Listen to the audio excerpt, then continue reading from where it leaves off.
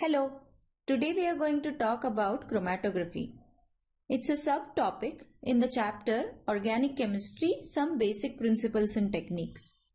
So in this talk, we are going to go over the uses of chromatography, the principle on which this particular technique is based, and then the technique itself. So let's begin with the uses of chromatography. So chromatography is a separation technique, which basically means that we are using it to separate two things.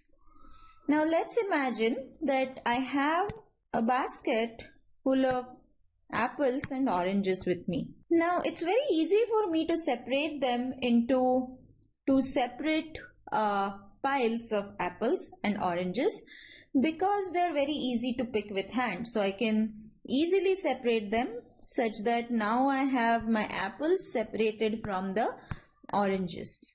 But this doesn't work for most molecules. Why is that? Because as you go on lowering the size of these apples and oranges, you can imagine that it becomes very, very difficult to pick out one particular apple if it is really tiny. Same goes with molecules. Molecules are so tiny that it becomes difficult to physically lift them up and separate them. So that's why we use techniques like chromatography, which are based on the properties of these molecules. So size is one of the properties, but there are other properties on which we can separate these molecules from each other. The types of chromatography that we are going to see today are based on separation based on polarity. So chromatography will be used to separate a mixture of molecules. So I'm going to write separation of mixture of molecules. When do we encounter situations where we are faced with a mixture of molecules or compounds? And it's pretty often actually that in chemistry you will encounter a situation when you have a mixture. For example, let's say I'm running a reaction where I'm going from reactants to products. Now typically we assume that all of the reactants get converted to the products, but that's not often the case. More often we see that most of the reactant has reacted to form a different molecule now, which is the molecule of the product, but some reactant still remains in the reaction flask.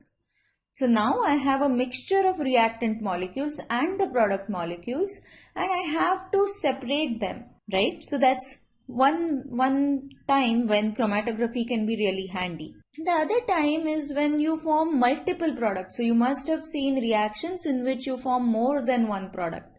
So now again in the reaction flask what we have is, let's say, the main product that you're interested in, but you also have other products which need to be removed from this or separated from this main product, where again chromatography can be handy. Now let's go over the principle of this technique. In order to explain it, I'm going to make the use of thin layer chromatography as my example. In any chromatography technique, you need something called as a stationary phase and a mobile phase. So in thin layer chromatography, you will see that the stationary phase is something called as silica gel. It's a porous material which is highly polar. So I'm going to say porous and polar. Whereas the mobile phase is any organic solvent. What we are going to do is, on the thin layer chromatography, which basically means that on a thin plate, I have a layer of silica gel on which I am going to spot a mixture of my compounds and then immerse it in mobile phase such that the mobile phase rises slowly with the help of capillary action and then separates the mixture into various components. In order to imagine how this separation is taking place, first let's imagine two corridors. In the first corridor, you have many of your friends present, and in the other corridor, the people who are present are not your friends. Imagine you have to walk in both of these corridors and reach to the end. As you can imagine, in the first corridor, you're going to wait and interact and talk to each one of your friends and then reach the end, taking you much longer. As a result, you're going to be much slower in reaching the end of the corridor. Whereas in the second corridor, none of them are your friends, so you're going to just pass through. So this process is going to be much faster. As you can imagine, given a particular amount of time, the non-polar molecules do not like to interact with the polar silica gel. Silica gel is not their friend. So non-polar molecules on the silica gel plate tend to travel higher with the polar silica gel, whereas the polar molecules on the silica gel tend to travel much lower because they are going to wait and interact with the polar silica gel molecules. Here, silica gel is the adsorbent on the metallic plate. So what we are really seeing is how well are these compounds, various compounds in our mixture, adsorbing on the silica gel as they are rising through. So now let's look at an actual silica gel chromatography taking place. Here what I have is a thin layer of silica gel plate, and on which what I am going to do is I am going to put a mixture of two colored compounds. Then I am going to lower them in a mobile phase or the solvent, and then cover the chamber so as to make sure that the solvent doesn't evaporate. And as the solvent rises through using a capillary action, you can see that the compound gets separated into two different colored compounds. So now I have a red compound and a yellow compound, or yellow-orange compound if you want to call it, in this mixture. So thin layer chromatography is often used to know if your compound is pure or not. If it's not pure, you might often see many spots.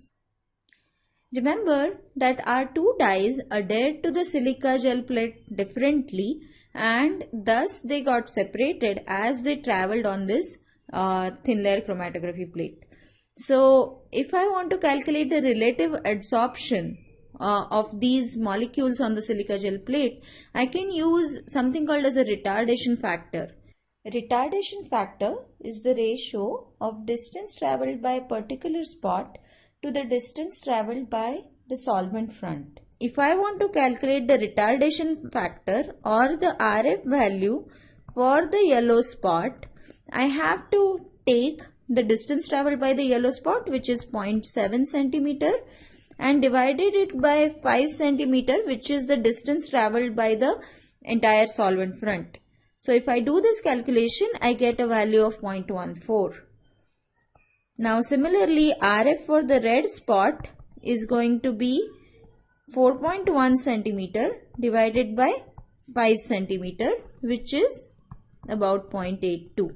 So RF value can give us an indication about whether the compound is polar or non-polar and how relatively it adsorbs on the silica gel plate. Thin layer chromatography works well if we want to know if we have a pure mixture or not. But it is very difficult to separate a large quantity of mixture using thin layer chromatography.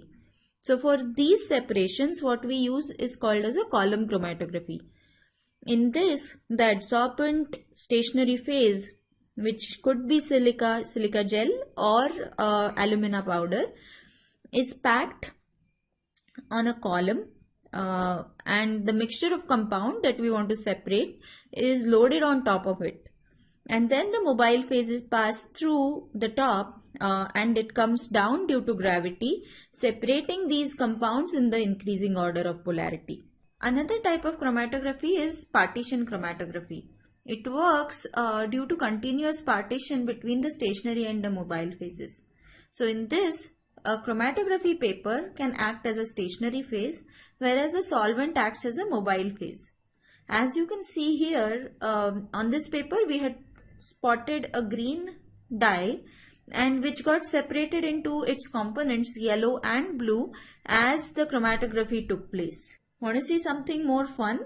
You can even try chromatography at your home. All you need is just a chalk, some sketch pen ink, and some rubbing alcohol.